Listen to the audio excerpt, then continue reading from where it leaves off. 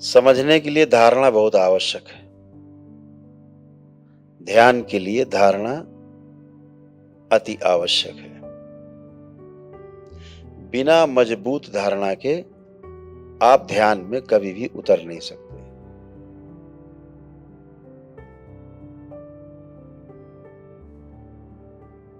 एक बार एक महापुरुष थे, उनके पास एक सज्जन आए। जब वो सज्जन आए तो उनके तमाम शिष्य पहले से उन महापुरुष के आसपास बैठे थे। तो उन्होंने पूछा कि प्रभु, आपसे एक बात हमें पूछना है, सवाल है हमारा, ये बताइए। उन्होंने कहा, क्या ईश्वर होता है?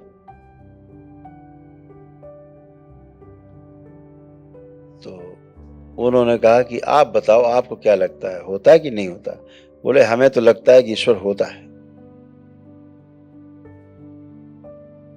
तो महापुरुषों ने कहा, नहीं, बिल्कुल झूठ बात, ईश्वर बिल्कुल नहीं, है ही नहीं, ईश्वर तो होता ही नहीं। बोले फिर? बोले होता ही नहीं। बोले हम देखते हैं कैसे नहीं होता, भाई हम ढूंढेंगे। चले गए। उसके बाद एक दिन दूसरे सज्जन आए, उनका भी ऐसा ही सवाल था। कथा है कि प्रभु, हम ध्यान साधना करते हैं, ठीक से हो नहीं पा रही, आपसे एक सवाल है, क्या ईश्वर वाकई में होता है? तो उन्होंने कहा कि तुम्हें क्या लगता है, ईश्वर होता है कि नहीं होता? उनका नहीं, हमें तो लगता है कि ईश्वर तो होता है नहीं, होता ही नहीं। बोले बिल्कुल गलत, ईश्वर तो है।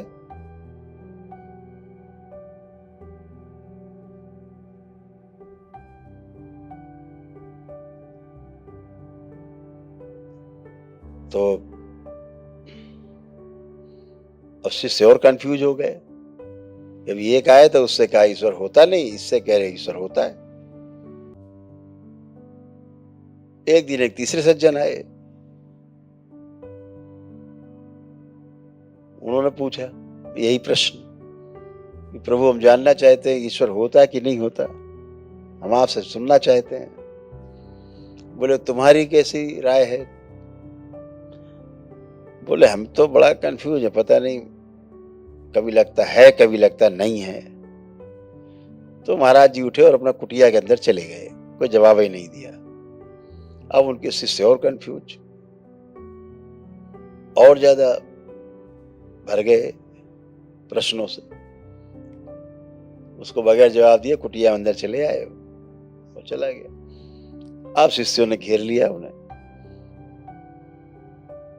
कि गुरुदेव, अब ये बताओ, पहले आज तो सवाल ही हम लोगों के बड़े बड़े सवाल बन गए। एक को कह दिया ईश्वर है, दूसरे से कह दिया ईश्वर नहीं है, और तीसरे ने कहा तो आपने जवाब ही नहीं दिया कोई, ये क्या है? तो उन्होंने कहा, देखो बात सुनो, बात धारणा की, हम तो धारणा तोड़ते हैं।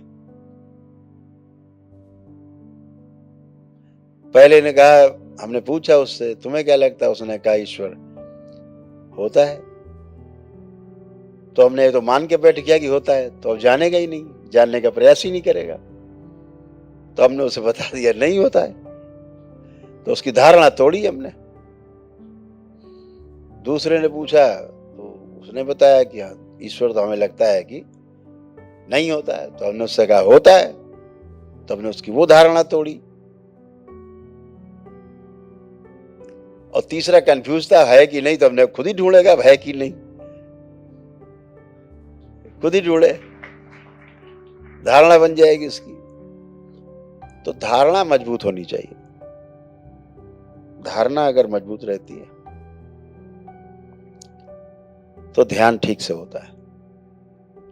जैसे आप सबकी धारणा है भोलेनाथ पे है, शिव पे है, बाबा पे है, माँ पे है, दरबार पे है, एक धारणा, दरबार के प्रति एक धारणा बन गई आपके अंदर, मजबूत धारणा कि हम मजबूत और सुरक्षित हाथों में, ये एक धारणा बन गई। दरबार जो रास्ता दिखाएगा वो सही ही होगा। ये धारणा मजबूत है, इसलिए आपका ध्यान सही होता है, इसलिए आप ध्यान साधना कर पाते हो। यही तो अद्भुत है।